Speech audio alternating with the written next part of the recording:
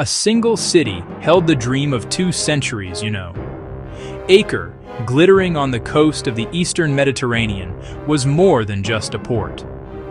It was the last great bastion of the Crusader kingdoms, a final, defiant outpost where the world of European knights met the shores of the Holy Land. For nearly 200 years, this city had been a gateway for pilgrims, a hub for merchants, and a fortress for soldiers of the cross.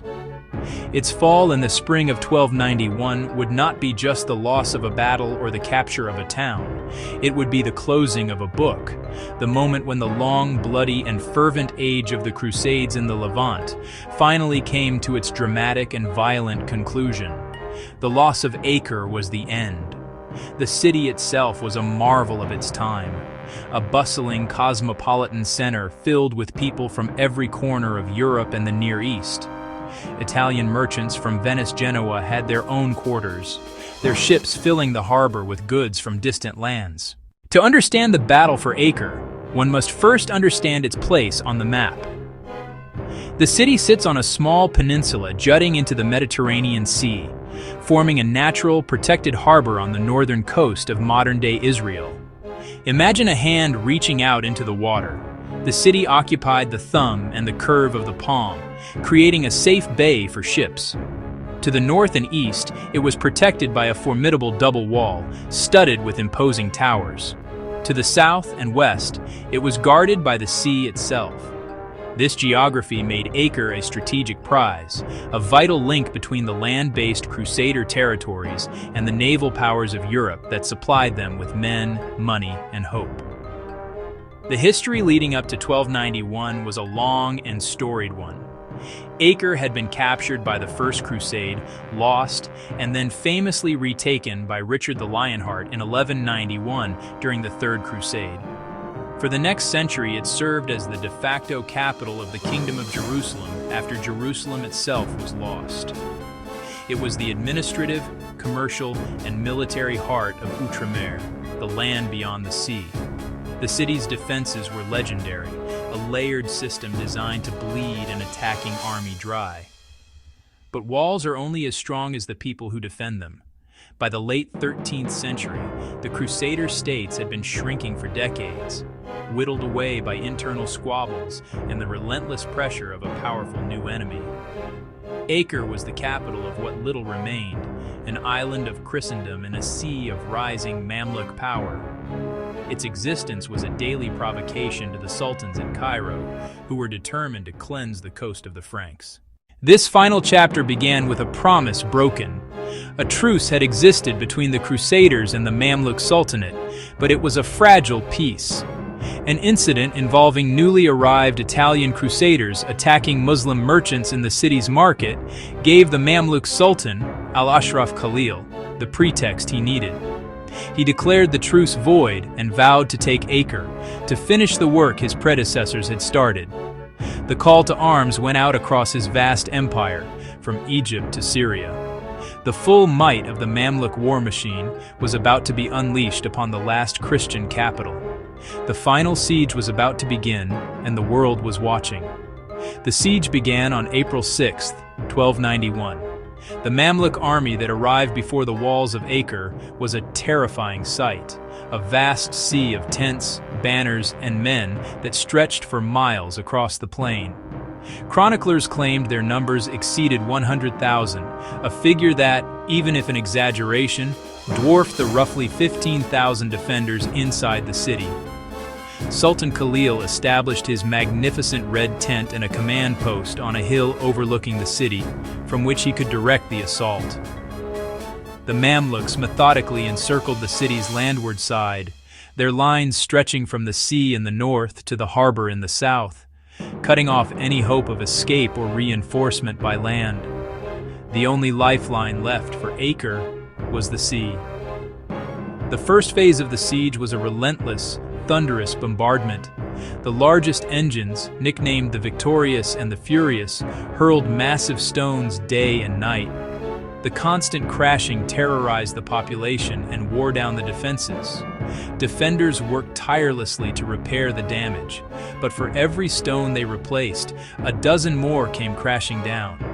While catapults hammered the walls, Mamluk sappers dug tunnels toward key towers, propping them with beams and burning them to bring the masonry down. The defenders countermined, and desperate skirmishes erupted in the dark beneath the city.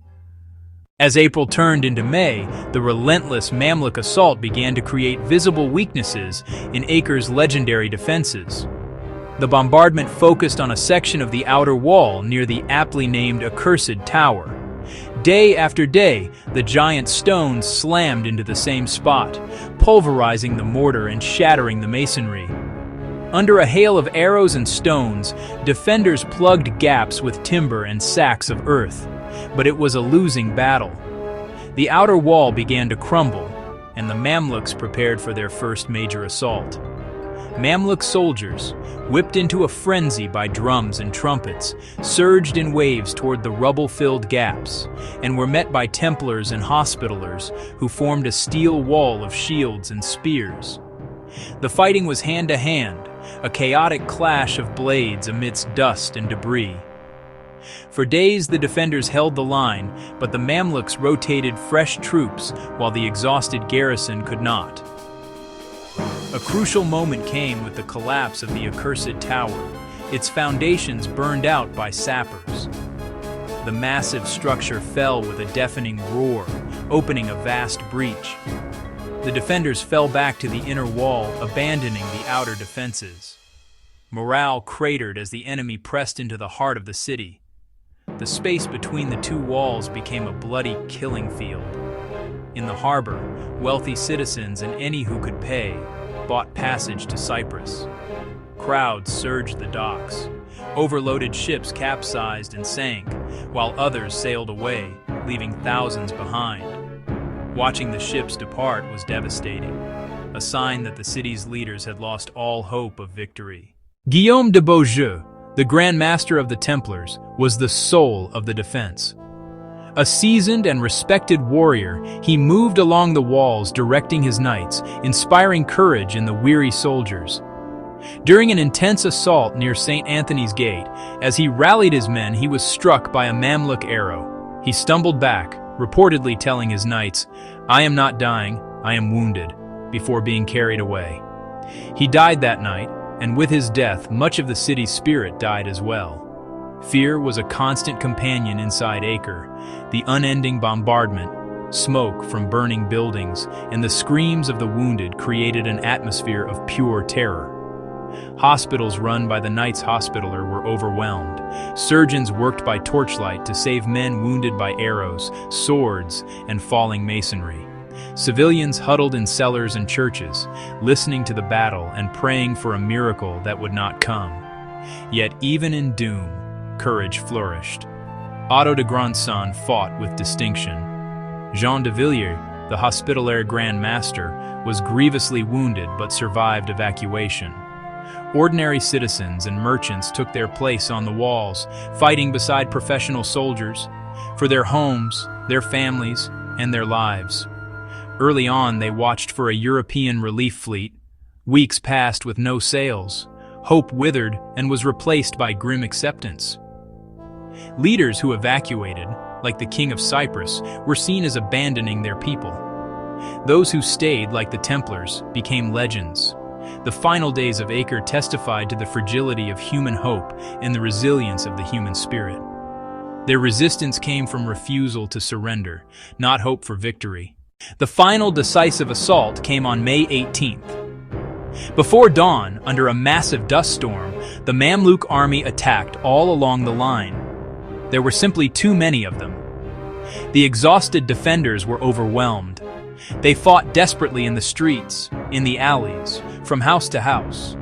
But the weight of numbers was unstoppable. Mamluk banners flew from captured towers.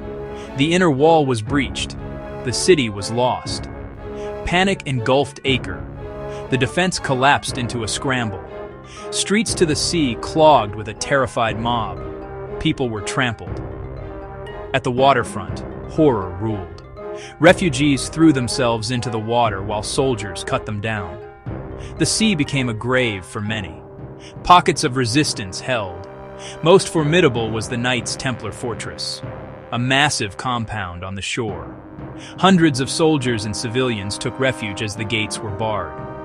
The Sultan offered safe passage if they surrendered, but when a Mamluk detachment inside began to molest women and children, the Templars fought back, killed them, and sealed the gates, choosing death over dishonor. Days later, the assault renewed. Sappers undermined the fortress. Attackers swarmed the breach and walls. The weakened Great Hall collapsed, killing both Templar defenders and Mamluk attackers in a single catastrophic event. With the fall of the fortress, the last spark of resistance was extinguished. The city was completely in Sultan al-Ashraf Khalil's hands. The fall of Acre was more than a military defeat. It was the symbolic death of the Crusader states. After Acre, Tyre, Sidon, and Beirut surrendered without a fight, their garrisons evacuated by sea. Within weeks, nearly 2 centuries were wiped from the map. The Mamluks dismantled the coastal strongholds. Acre's walls were pulled down, its harbor filled with rubble, its grand buildings destroyed. The age of Outremer was over. The aftermath was brutal. Thousands killed. Many, especially women and children, sold into slavery in Damascus and Cairo. A few, including Jean de Villiers and Otto de Granson, escaped by ship to Cyprus.